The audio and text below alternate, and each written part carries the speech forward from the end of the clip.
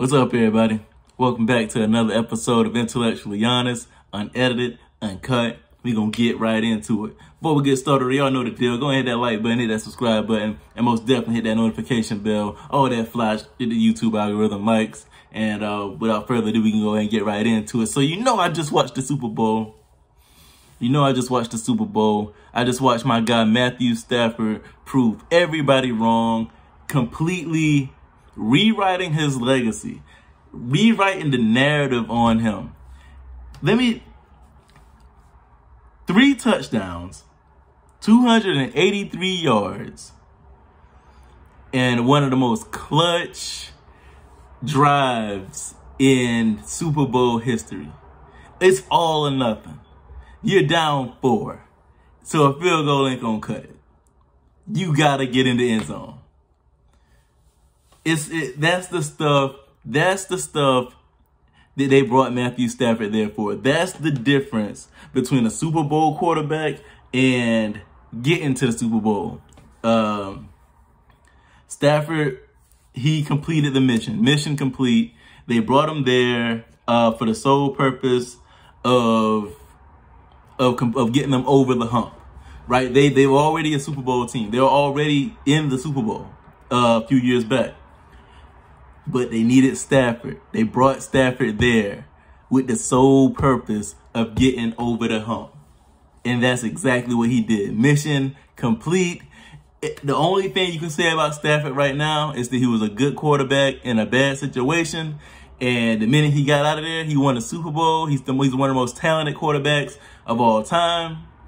And he's one of the most clutch quarterbacks of all time.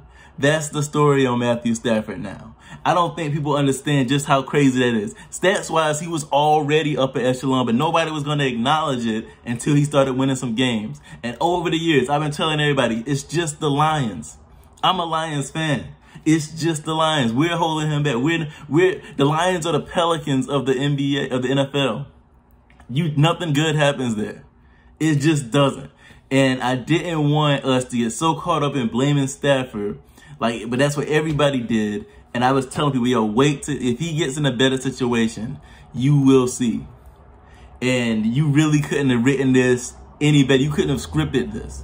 You know what I'm saying? This is the stuff that movies are made out of.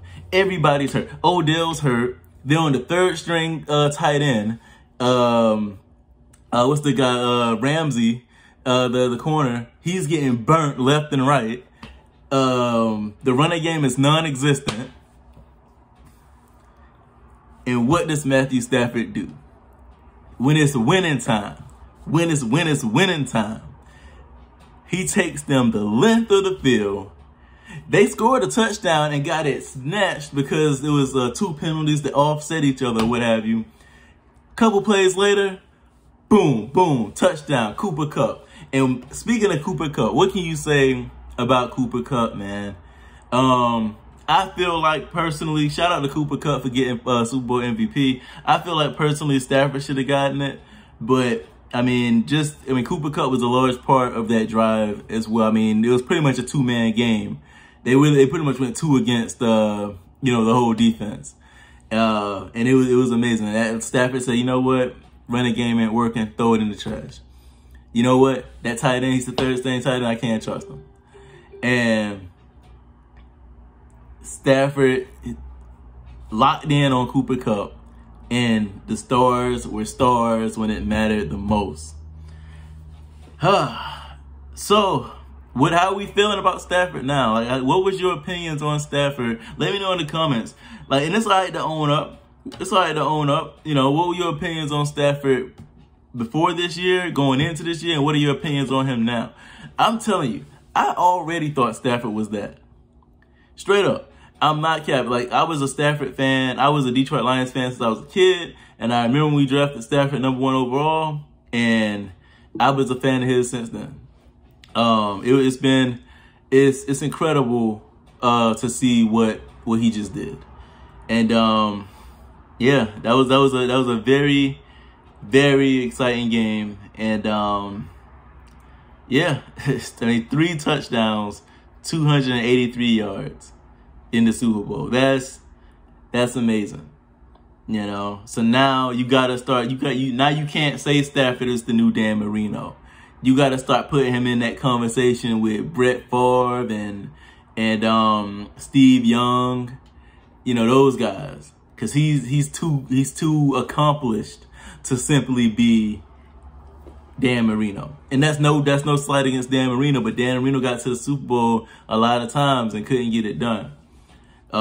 Stafford got there once and got it done. So you just got to call it what it is. Stafford is elite, and that's about it. I hope you guys watch the game. I do plan on being back active like how I was before I got sick. It's been a bit of a struggle to kind of like get back in it and get my fire back, I guess you could say. But I'm back. I'm back. You know what I'm saying? So anyway, it's another episode of Intellectually Honest in the Books. Shout out to Matthew Stafford. I told y'all, I told everybody. And now he's a Super Bowl champion. I'm probably gonna go and watch those highlights over again. Just that, if you missed the game, man, go watch that final drive. If you missed the game, go watch that final drive. That's all you need to watch. That's if you need any convincing of how good Matthew Stafford is, go watch that final game. That's all you need to see. I promise you. So, yeah, that's it for me. I'll catch y'all in the next one, and go ahead, hit that like button, that subscribe button, that notification bell. That way you be notified every time I drop.